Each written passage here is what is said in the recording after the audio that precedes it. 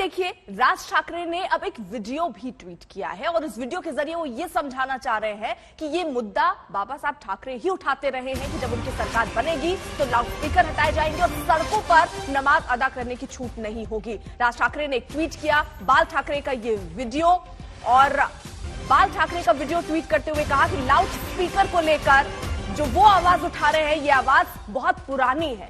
और उन्होंने ये वीडियो ट्वीट करके कहा कि अब शिवसेना को ये जवाब देना चाहिए कि आखिरकार जो बातें पहले होती रही हैं उनकी पार्टी की तरफ से अब उससे क्यों हटते हुए वो नजर आ रहे हैं। तो राज ठाकरे ने ये वीडियो ट्वीट किया और कहा कि महाराष्ट्र में सरकार आई तो सड़क पर नमाज नहीं होने दी जाएगी, ये बात कही गई थी, अब उसका पालन नहीं हो रहा है।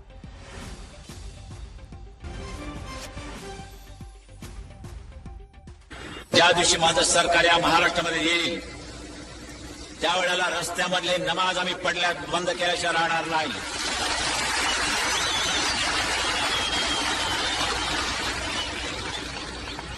कारण धर्म असा असावा लागतो की तो राष्ट्र विकासाच्या आड येता कामा नये, लोकांना त्याचा उपद्रव होता कामा नये। आमच्या हिंदू धर्माचा कुठे जर कोणाला उपद्रव होत असेल त्यांनी मला येऊन सांगावं, आम्ही त्याचा बंदोबस्त करायला तयार आहोत। लाऊडस्पीकर मशिदीवरचे खाली येतील, बंद।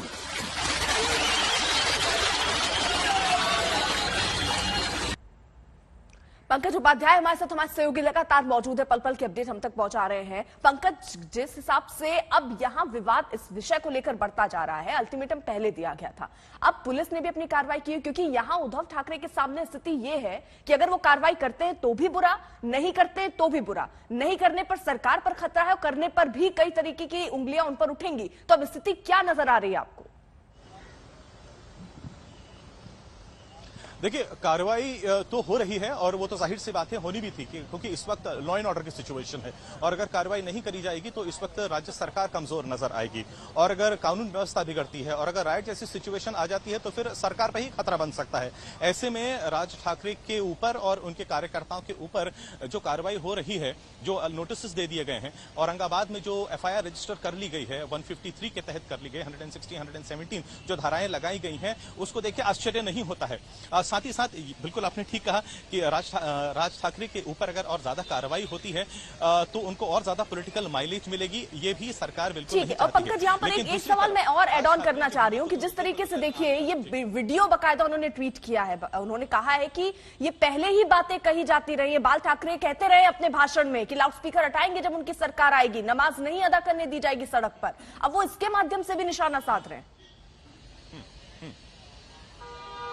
बिल्कुल, देखिए काफी हद तक तो हम जो देख रहे हैं राज ठाकरे जो कर रहे हैं वो बाला साहेब ठाकरे के पद चिन्हों पर ही चल रहे हैं। चाहे वो रैली करना हो, पहले मुंबई में भी थी, फिर थाने में थी, फिर उसके बाद वो हिंदुत्व के मुद्दे को आगे बढ़ाने के लिए जो उन्होंने औरंगाबाद जगह का चयन किया वो बिल्कुल सेम टू सेम वही था जो बाला साहेब ठाकरे करते थे। फिर हमने देखा कुछ दिनों पहले ट्विटर के जरिए उन्होंने योगी वर्सेस भोगी की जो यहाँ पर सार्कास्टिक तरीके से उद्धव ठाकरे पर कटाक्ष किया था, वो भी हमने देखा। और कल भी एक बार उन्होंने फिर से निशाना साधा है अपने कजन उद्धव ठाकरे पे और ये कहा क्या वो एक बार फिर से शरद पवार को ही फॉलो करते रहेंगे जिनकी वजह से वो सरकार पे हैं, या फिर बाला साहेब ठाकरे की बात सुनेंगे जिन्होंने ये कहा था कि लाउड स्पीकर्स को धीमा, जिनकी आवाज है उनको धीमी करनी चाहिए। ठीक है, आप रहिए जरा पंकज, क्योंकि ये जो वीडियो आप ट्वीट किया गया इसके बाद सियासत कुछ और स्तर पर बढ़ती हुई नजर आ रही है। अब शिवसेना की तरफ से भी जवाब दिया जा रहा है, लेकिन सबसे पहले जरा आपको ये सुनवा दें, ये वीडियो जो ट्वीट किया है राज ठाकरे ने, इसमें क्या कहा जा रहा है?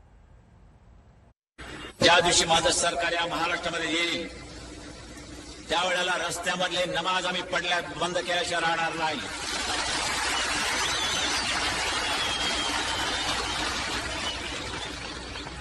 कारण धर्म असा असावा लागतो की तो राष्ट्र विकासाच्या आड येता कामा नये, लोकांना त्याचा उपद्रव होता कामा नये। आमच्या हिंदू धर्माचा कुठे जर कोणाला उपद्रव होत असेल त्यांनी मला येऊन सांगावं, आम्ही त्याचा बंदोबस्त करायला तयार आहोत। लाऊडस्पीकर मशिदीवरचे खाली येतील, बंद।